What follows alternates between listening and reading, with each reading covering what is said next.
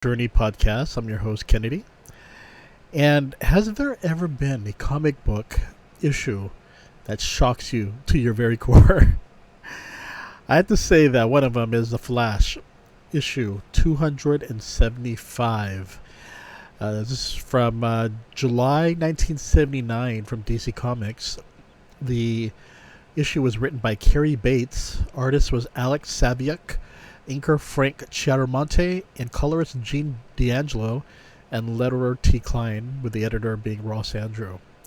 So, in the late 70s, with a new creative direction that had taken place prior, as longtime Flash artist Irv Novick stepped away from drawing the Flash after the arrival of new editor Andru. Needless to say, no one knew what direction the comic book series would be going. But there was no doubt a major shaking going around DC Comics, and the company has been hyping a major death in the 275th issue of The Flash. Of course, no one knew how to make of it because the cover features the Sandman shooting Bizarro, but it was an issue that would get people talking. So who would die? So, by the way, spoiler alert. If you do not want to know who dies, then do not listen any further, okay? So, you've been warned. So, spoiler. Okay. So, the issue begins with Iris Allen worried about, what is keeping Barry Allen away from home. Is it his activities as a Flash, or is he with another woman? Iris doesn't know that the psychotic Clive Yorkin is peeping behind the windows watching her, as he wants his revenge to kill the police scientist Barry Allen, whom he blames for making him to what he is today. So jealous that he put a tracking receiver in his costume ring. No, so jealous that she put a tracking receiver in Barry's costume ring. By the way, how would she acquire such piece of technology? But as for Barry, for some reason, some mysterious woman with telekinetic powers is forcing Barry Allen to visit her hotel room, and this prompts the woman to have him reveal himself to her. When she sees Barry Allen's face and was hoping to see someone ugly, she is shocked to see him being ordinary, and she takes off. Of course, who is there to see her leaving the hotel room? Iris Allen. She is extremely jealous that she drives off, and in a state of panic, she crashes into a big rig. But before the big rig explodes, she and the other truck's occupants are rescued by Flash, and Barry does tell her the truth. Feeling terrible, she doubted her husband. She tells him that she wants to have a family with him and wants to have a child, and Barry agrees. The two remember they have a masquerade party to go to, and as Iris is going to be Batwoman because Barry didn't get a costume, she convinces him to use his Flash costume. And Clive, who is watching through the windows, finds out that his enemy, Barry Allen, is the Flash. Surprisingly, Police Detective Frank, who is also going to the costume party, is wearing a Flash uniform as well. And the three head off to the masquerade party, not knowing that Clive has hitched a ride inside Frank's truck.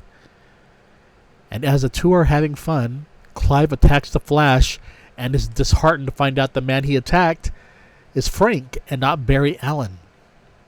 Meanwhile, the two get a drink and the Flash starts to feel woozy and is about to collapse. As Iris goes to get him a drink, she hears a scream for help, and he goes to check on her.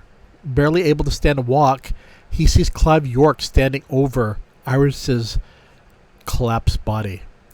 So, Barry Allen went to get a drink, hears Iris's scream. What the heck is going on? As Clive crashes on the window, he jumps out of the window.